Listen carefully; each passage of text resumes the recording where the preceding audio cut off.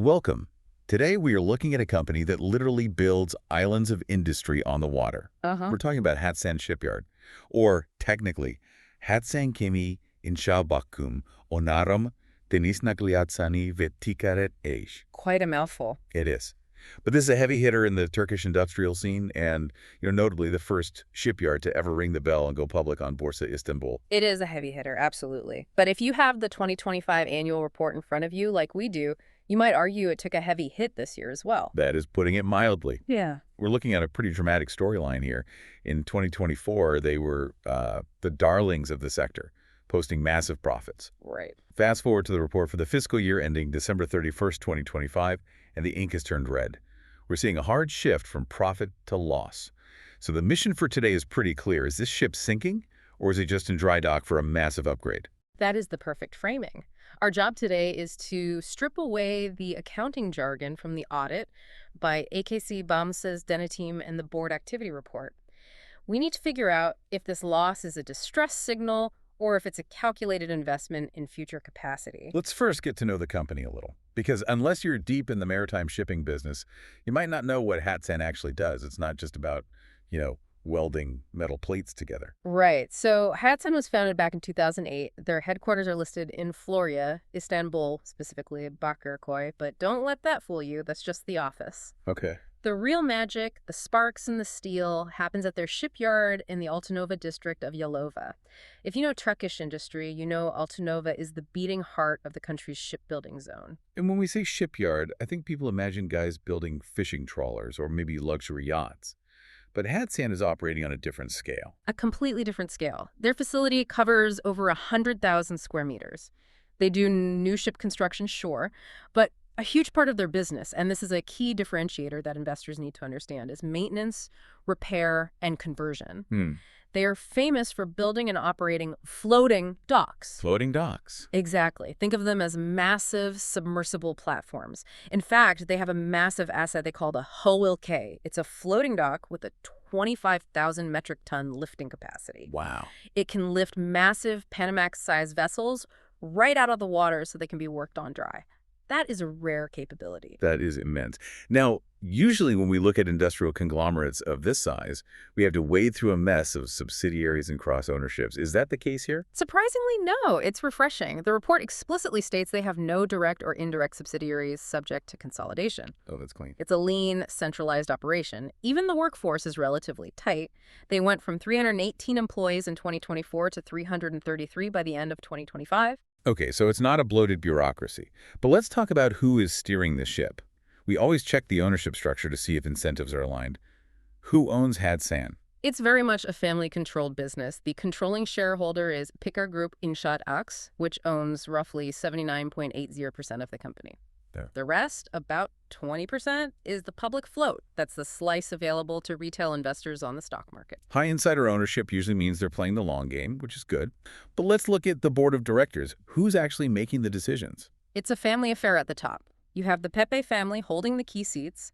Mehmet Halid Ismail Pepe is the chairman. Mustafa Tala Pepe is the vice chairman. And Masoud Abdurrahman Pepe is a board member. I'm looking at the list of board members here. Mehmet, Mustafa, Masoud, Ismail, Irfan. I am noticing a demographic pattern. It is a very distinct pattern, yes. Based on the provided list in the 2025 report, there appear to be 0 female board members. That's a 0% ratio. In modern corporate governance, especially for a publicly traded company on Borsa Istanbul, that stands out. It does. For ESG-focused investors, those looking at environmental, social, and governance factors, that lack of diversity at the board level is often a red flag. It implies a very insular decision-making process. Definitely worth noting. Now, sticking with governance, what about their paychecks? We often see families treating public companies like personal piggy banks. Are they looting the coffers? Well, the report discloses that the top management received a total gross payment, so wages, attendance fees, all of it, of about 442,000 TL as a monthly average. Wait, 442,000 TL a month, split among the entire top management team. That's right. It totals up to around 5.3 million TL for the full year. Honestly, for a company generating billions in revenue, that actually feels pretty modest. It does. They aren't draining the cash flow on executive payouts, it seems. It does seem reasonable relative to the scale of operations. It kind of reinforces the idea that the family is focused on equity value growth rather than drawing a huge salary. Okay, let's zoom out. Before we get to the scary financial numbers, and they are scary, let's look at the battlefield they're operating in. What's the sector analysis? The most important thing to understand about Hatsan, and this is the Bull Case Foundation, is that they are an export powerhouse.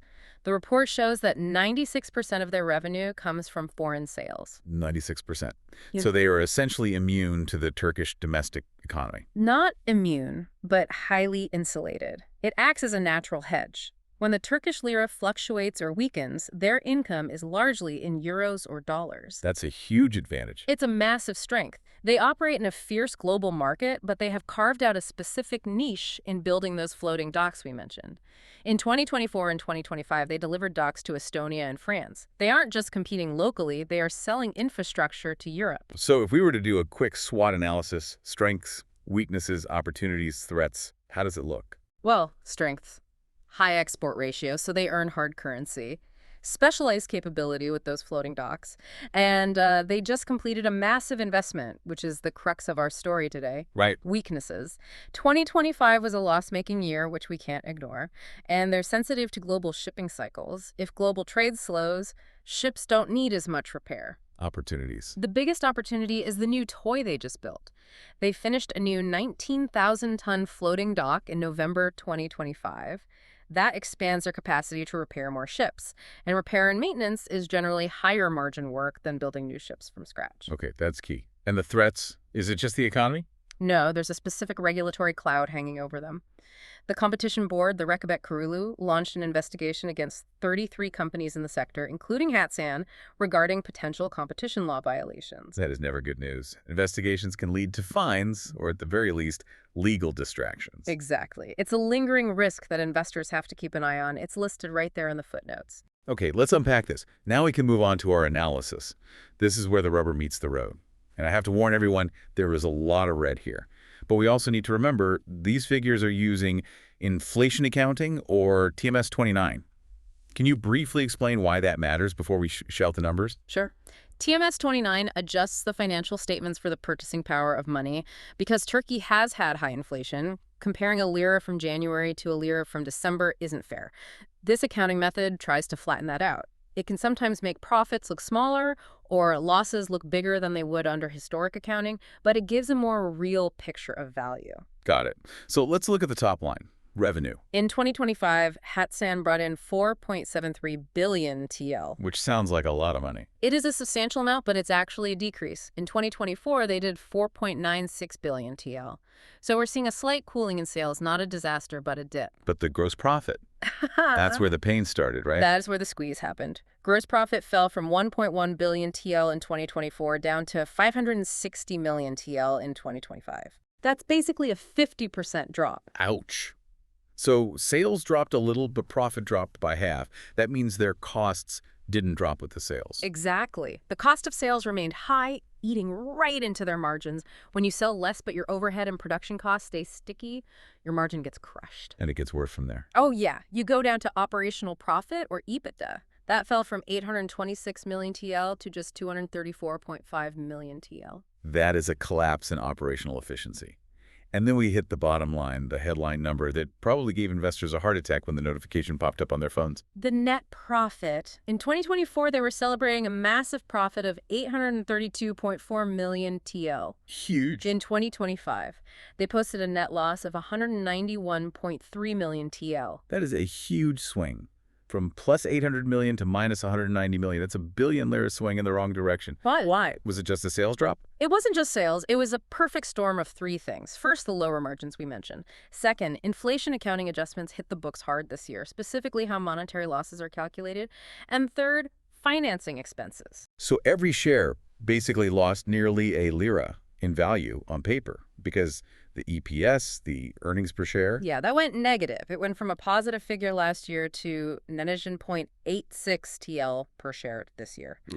But, and here's where it gets really interesting, where the deep dive really matters, Right. we have to look at where the cash actually went. Right, because cash flow tells a different story than profit Yeah. sometimes. Yeah. You can show a loss on paper, but still have cash in the bank. Well, their cash did drop. Cash and equivalents started the year at 889 million TL and ended with 470.7 million TL. So their cash pile was cut in half. They are burning cash. That sounds bad. They are spending cash. There's a vital difference. If you burn cash to pay the electric bill, that's bad. If you spend cash to build a factory, that's different. Okay. If you look at the investment activities, they spent a whopping 1.44 billion TL on property, plant, and equipment. 1.44 billion TL. Yeah. That is not just buying office chairs and new laptops. No. This is the story of 2025. That money largely went into constructing that new 19,000-ton floating dock. They built it for themselves, and they launched it in November 2025. Okay, I want to use a metaphor here to help listeners visualize this. It's like a taxi driver who has a small sedan. He's making decent money. Right. But then, for 1 year, he decides to stop driving as much and spends all his savings buying a massive luxury van. Uh-huh. During that year, his income drops because he's busy dealing with the purchase, and his savings disappear because he's paying for the van. On paper, he looks broke. He posted a loss for the year. He did. But at the end of the year, he isn't broke. He's sitting in a brand new van that can carry 3 times as many passengers at twice the price. That is an excellent analogy. Hatsan sacrificed the 2025 balance sheet to build a machine, the dock, that is designed to print money in 2026 and beyond. The cash didn't disappear into a black hole. It transformed into a physical asset that floats in Yalova. So the free cash flow was negative, obviously. Deeply negative because of this massive CapEx, capital expenditure. But for a growth investor, this is what you want to see. You want companies reinvesting in themselves. But here's the skeptical question. Did they stretch themselves too thin to buy the van? Are they in danger going bankrupt before they can start picking up passengers?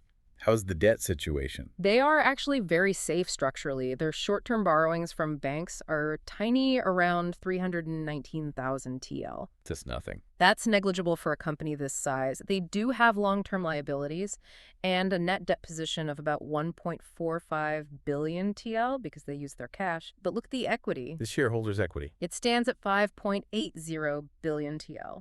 Even after taking the loss this year, equity represents about 75% of their total assets. That is a fortress balance sheet. 75% equity ratio. That is incredibly rare in heavy industry.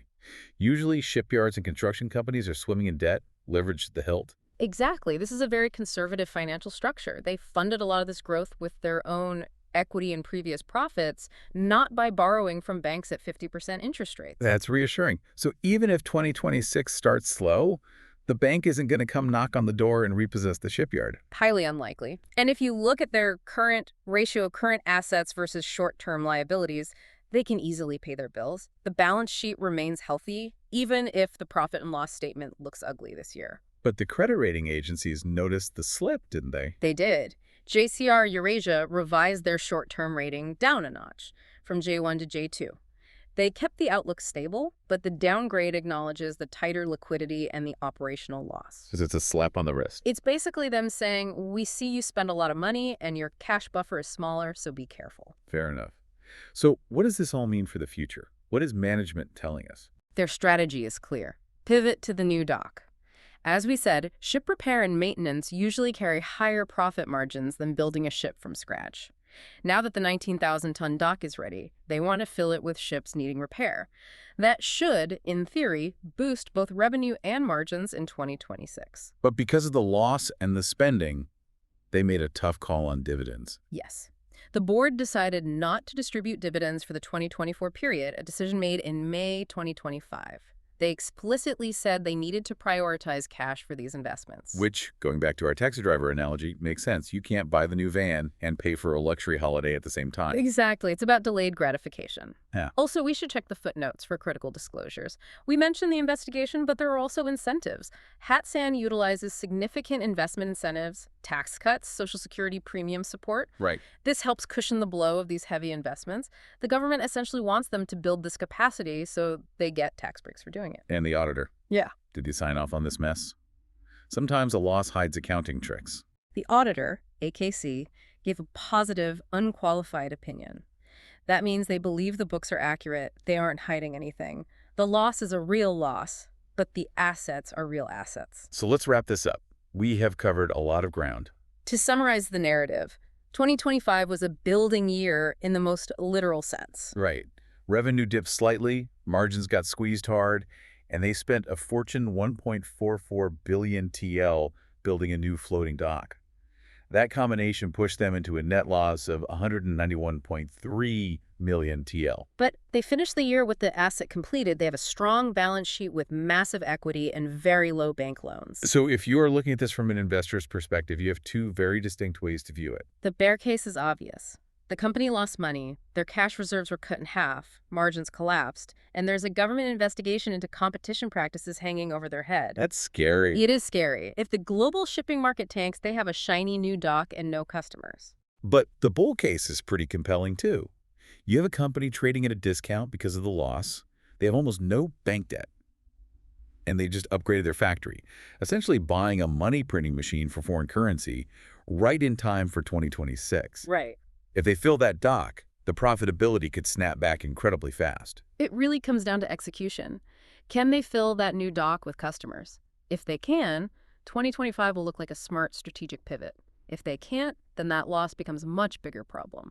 That brings us to our final provocative thought for you to chew on. Hat Sands sacrificed 2025's profit to build a massive engine for 2026. Now that the engine is built, will the market reward their patience or will it punish the red ink? It's a classic value investing dilemma. It certainly is. It's the difference between driving while looking at the rearview mirror versus looking through the windshield. The numbers are the rearview mirror. The dock is the windshield. If you found value in this deep dive, please smash that like button, subscribe to the channel, and share this with your investor friends. We rely on you to help us grow. Absolutely. Your engagement helps us keep digging into these reports. And evaluating a channel membership is a great way to support us in making these ongoing videos. It really helps keep the lights on. Indeed. And don't forget, you can also show your support directly with super thanks. It goes a long way. Thanks for listening, and we'll see you on the next deep dive.